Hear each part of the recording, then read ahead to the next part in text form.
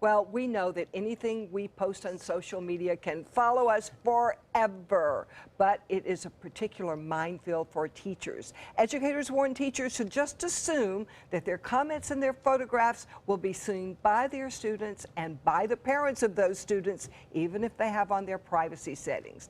A recent example, #TeacherBay, trending on Twitter. An elementary school teacher loaded a few photographs of herself on her eBay account, or on her eBay, wow, that would have been something, wouldn't it? On her social media account, and people immediately started coming after her, saying she was inappropriately dressed for the classroom. Here to talk with us about this and about all the social media questions that are coming up in the schools, we have educator David Gallman and we have student Leticia Lopez. We're so happy to have you two experts on this subject with us today. I'm extremely blessed to be here. Thank you for having us, ladies. Okay, should that teacher have posted those pictures? No. What do you think, Leticia? No, you don't think so either? Why not? I just think that when you're an educator and you're working with children, I believe she's a fourth grade teacher. I think that you dress the part. I tell my kids all the time, you know, perception is reality. And once someone has a perception of you, it's really hard to break that. Now, the most important thing is she a great teacher? Is she a great person? Does she do her job well? Unfortunately, when you see photos like this, they're posted over social media, it gives her a bad image. And then from there, she now has to backtrack and work twice as hard for her to be proven as a teacher. I mean, if you look at these photos, I mean, I just don't agree that's decent for a teacher to work. Well, that's a different problem. She wore, and the thing is, I mean, she's an educator, so I would think she's educated enough to know the photos before you post them, to think that she's going to get some type of attention. I think we all know what we're posting before we do it. We have to take responsibility for that. Again, the most important thing is, can she teach? Is she well educated? Are her kids responding to her? I'm sure she has a pretty good attendance rating for the most part. But I think that at that point, though, I think you have to be, you have to be cognizant of what you're wearing, your surroundings, and I think that just kind of sends a bad message to, to the younger kids. Leticia, are you really looking at your teacher's pictures online? No.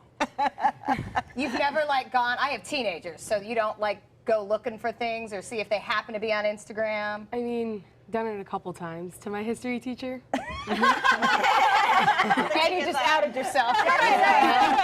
That grade's gonna change real quick.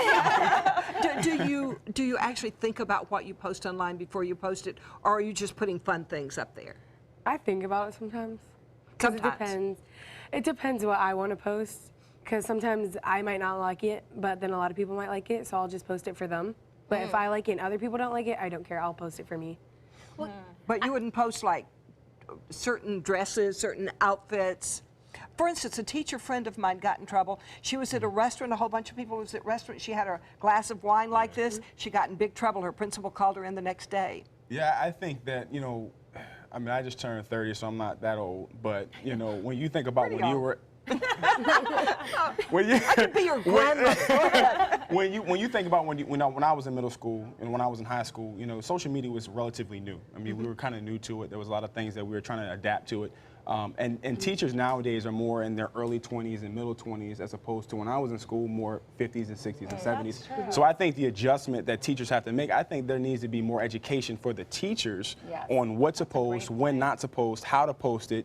And then I also think that the school needs to have some responsibility as well. If this was an isolated incident, she posted one photo, that's one thing. But if there's multiple photos and these things are getting out there, then someone at the school is not doing their job. And I think they need to be responsible as well. I have to say the other side of the situation for that lady, that's her body type. There's not very much she can wear that won't show her shape. So what do you do in those instances? Well, I don't have that problem. Fortunately, I don't have that problem. And again, like I said, I'm not trying to present myself as a woman. And then I know you guys go through a lot with with your makeup and hair, and my wife goes through it. It takes hours for us to go to where we have kids as well. So I'm not saying that. And again, like I said, we have to understand that the most important thing is the teacher and if she can educate. Having said that, I also think that we're all grown up enough to know what we can wear to work, and what we cannot wear to work. And just because you're a busty young woman or you have a figure, you should also have the ability to understand what outfits you can and cannot wear. That's And reasonable. again, you're posting these photos in a certain way Right. that you're Yeah. looking Right. for attention, and that's just poses. my that's It's just one my thing opinion. to wear that That's to all. work. If a Yeah. principal didn't address it, fine. But it's Right. another thing to put it on social media and strike a pose. Yeah. You know, Because then the kids look up to their teachers. I mean, my daughter really looks up to her female teachers and wants to emulate them. So Absolutely. I think you have a bigger responsibility. and then there. you get into middle and high school where they're just looking to catch their teachers. bet. You know, Yeah. because You that's know- the way they think. So how Right. do you handle it in the classroom? Social media. Well, I talked to a couple different teachers and school front office people, and they tell me the same thing. Some schools block out social media where you can't get on the Right. internet, and then some just kind of just monitor on a case-by-case basis, make sure their kids' phones are away or in their pocket. Again, I go back to the high up. You know, we educate our kids. You know, we can't just give them a test and say, take this test and pass this test. We have to educate them. And I think the same thing needs to be said about teachers and people that work in the front office. They need to be educated on what's right and what's wrong, and then Right. from there give them a standard. You know, did this school sit down with this teacher and say, these are our guidelines, these are our standards? Are you monitoring her social media?